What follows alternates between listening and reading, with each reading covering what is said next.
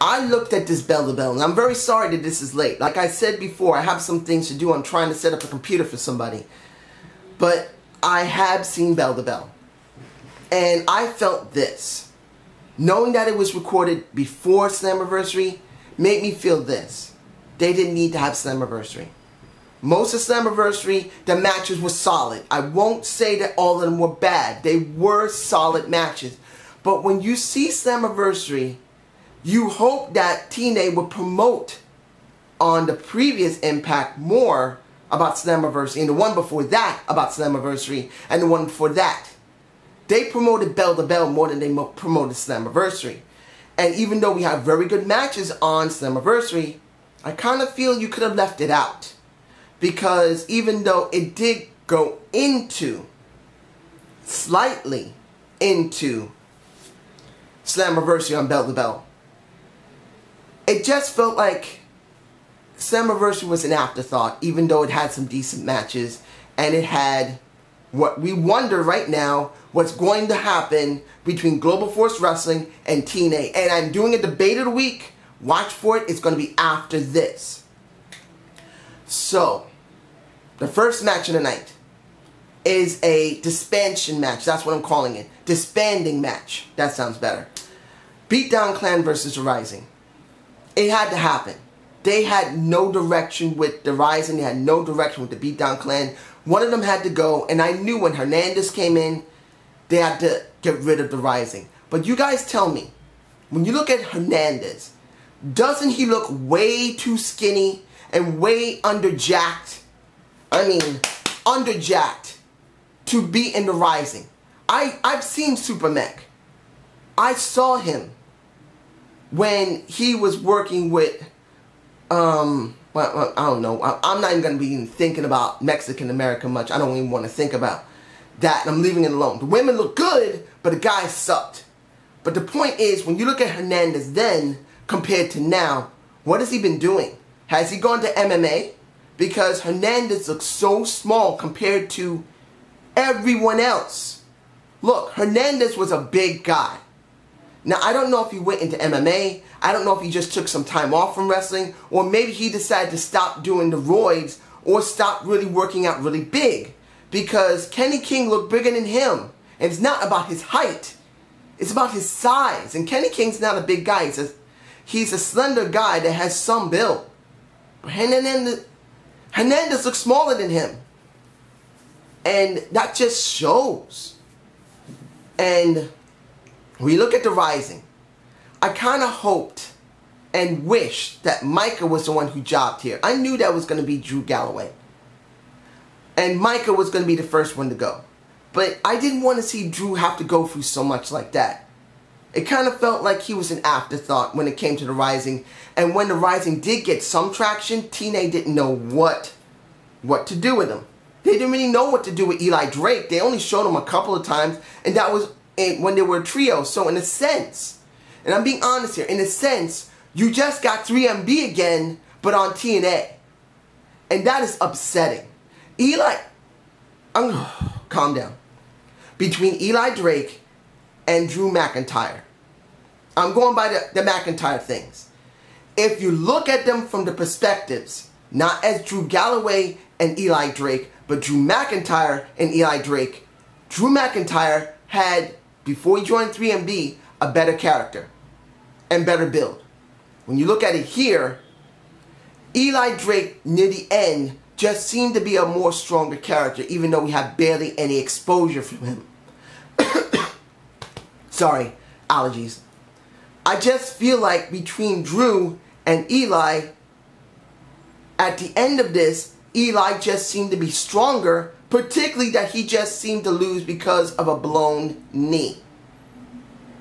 So you can see how much stock TNA has in Eli compared to a Drew. Now, if I'm wrong, tell me below. Was it better for Drew to job this way? Now, the 30-minute, I keep saying 30-man, the 30-minute Iron Man tag team match. The problem I have with it, and not having a problem that it wasn't a good match, it was. The problem I have is that I don't believe the Dirty Heels should have lost. Between the Wolves and the Dirty Heels, the Wolves are not as interesting as Dirty Heels. They're possibly much better wrestlers than Austin Aries and Robert Roode. And I'm Bobby Roode, sorry I said Robert. Bobby Roode. And that's saying a lot. These guys are extreme high flyers. That's where their focus is. Austin Aries is a high flyer, but he's also a ground specialist as well. And Roode has always been a ground specialist. He's never been a high flyer. But with Dirty Heels, we have a better and more well-rounded tag team that can interest us, not by just their wrestling ability, their fighting outside, their dirty heelishness. They just have better charisma. And I think that's the problem. The Wolves really don't have a charisma. They just don't got it. They're just straight faces. But Dirty Heels have a character. They can flip from heel to face very easily. And they're very interesting. And I really believe it was a bad move on TNA's part for the Wolves to win that. Now, when it comes to the Knockouts triple threat or three-way dance, it was a good match. I do believe that Brooke could have easily won that. But that's not the problem here. Seeing Terrence Terrell finally get a pin on Awesome Kong, even though she had to have as much help as anything from the Marty and the Jade. The problem here is, as I said several weeks to so, a few months ago, who could be that mysterious person? Probably Gail Kim. What do we get? We now get Gail Kim back. And I believe, if we're lucky, she will have a different persona. If she's exactly the same, I'm going to be bored with this.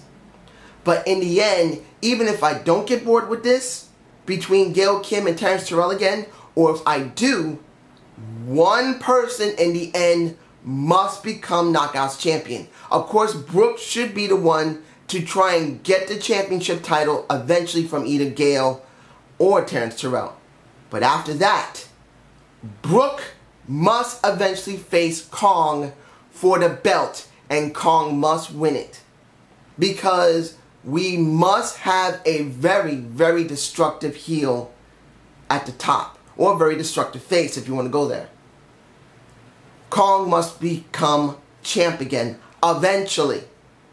Whether you guys like it or not, we need her there because it's become too stagnated. You have small women always going up against one another, and you just had an Awesome Kong jog to Terrence Terrell with help. So you really need this eventually. I'm going to get the last two things done before I talk about what we've been waiting for, what you see in my thumbnail. The Jeff Jarrett interview with Mike Tenay. Very vague, very much about Global Force Wrestling, and it doesn't fill me with a lot of confidence. Now, I said in my Slammiversary review, it could be a double-edged sword for TNA, because TNA could lose a lot of people to Global Force Wrestling. They could. Now knowing that they don't even have a TV deal, and I knew that they were still looking for one, but now they're taping without one, I can understand the reason why they do it. Because they want to have something in the background. Because if they finally get a TV deal, maybe on Destination America, which would be the most worst thing for TNA. I'm being honest here. But whoever they go to, at least they'll have something that they can fall back on. Let them have all those tapings first so they can actually have something to do. But when it comes to TNA, I just don't see them in any good position. And when you see my debate of the week on this, I'll elaborate on it. So I'm going to leave it. Now here's something I really feel like I'm not sure how it's going to end, and I'm kind of scared about it. The Storm and Magnus feud. We know that the match they had at Slammiversary was very good. And Storm won it. A lot of people probably believe that Magnus should have won it. But I think Storm winning it wasn't too bad, counting on how far they were going to go to it next. I didn't know where they were going to go next. And when you see this, I think it's in the 1 hour main event. You see Magnus talking very well. I did like it. Seeing a Mickie Jane come out. Oh my gosh, you lucky bastard, Nicholas. You having this gorgeous, gorgeous woman as your future wife. You managed to implant a baby in her. You rotten bastard. That's what most men want. But to be honest, I would rather just have her for the rest of my life without no kids. We can easily be together and not just screw each other to death, but explore everything together. But that's just me. But they both did well. But once Storm came out with Koya, and it wasn't with Manic and it wasn't with the Abyss, which I felt was the wisest thing to do. I hope the Abyss and the whole Manic are gone.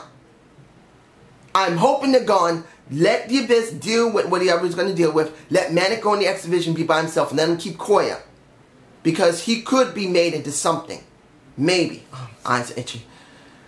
What really concerns me, who is Storm going to get? The woman that he's going to get to try and go up against Mickie Jane. Because this is what it comes down to. This has now gone from Storm versus Magnus to Storm versus Magnus. And they're in the background while Mickie Jane goes up against whoever Storm could find. Now this is going to be very interesting. I'm hoping it's not Velvet Sky. Well, you could say if it is Velvet Sky, there's no one else they could think of to bring in because they're not going to bring any women in right now. Particularly that Gail Kim is the mystery woman that they've been showing. So my guess is if they are going to bring someone in, they may bring Velvet Sky. So that will break up the Beautiful People feud that we really need to get away from anyway. And it will give us something different with Velvet. Because if she continues not talking and trying to be a badass like a lot of people don't care about, at least it'll be somebody different for a Mickie Jane to deal with. So I'm not sure if it's going to work. This could still fall on his face badly. And that's as far as I'm going to go with it. Finally, the thing you guys have been waiting for. Angle versus EC3. We know this was eventually going to happen. The hardcore American icon could not be denied over 600 days of no pins, no submissions. Yes, being in some tag teams where he lost technically but never did. EC3 finally had his moment for the title. Here's the thing. The beginning of it was scheduled well. The middle of it felt very clunky because of Tyrus. I was very glad they finally got rid of him, and that was the issue. Tyrus was the entire issue. Now, when he first came in, I was hoping that the guy who played the Funkasaurus would actually be used more effectively, and he's never been. And after this, he's still going to be used. He's going to be used to protect the belt. Am I happy about that? Oh, hell no. I want to see Tyrus go away. Do something else. Like I said, put the Abyss with Tyrus as a tag team. Let them work together and see what happens. Let EC3 finally be on his own 2 feet. Because now the Carter era has begun. We need EC3 to be capable of handling himself. And Angle did put him over decently well. But this is my fear. Because EC3 has been chicken shitted so much, it's a good possibility the brass in the back will believe he just can't handle it. Kind of like a Seth Rollins. Because that's what we got with a fucking Seth Rollins. He's a total chicken shit heel. And he really doesn't seem to be capable of going up against Brock Lesnar. For an EC3, he's going to have to go up against Angle again. He's going to have to go up against Lashley again. He can go up against a Bobby Roode. He can go up against an Austin Aries. I don't know if they're going to put Eli against him. And to be honest, I wouldn't want to see him go up against Eli. But essentially, essentially speaking is this. He's now the man. TNA, you gave the man the title. You gave EC3 your title. You must let him stand on his own 2 feet as a capable heel in the ring. If you don't, people will get the same feeling that like they did with Magnus. The only difference is there isn't no authority type of group backing up Ethan Carter III unless we bring in, you guessed it, Dixie Carter. Let's hope they don't do that either because we don't need it. Maybe they'll bring her in next week to celebrate with Ethan Carter III, but let's just hope that's it. So the show wasn't bad. We got some things settled, but we still have a big question. Will EC3 get what he deserves? A real title run as a real heel. So I hope you enjoyed the Zane view. Please give me a comment below. Watch out for my debate of the week. Will TNA's loyalty to Jeff Jarrett bury them? Have a good day and have a good night. Peace out!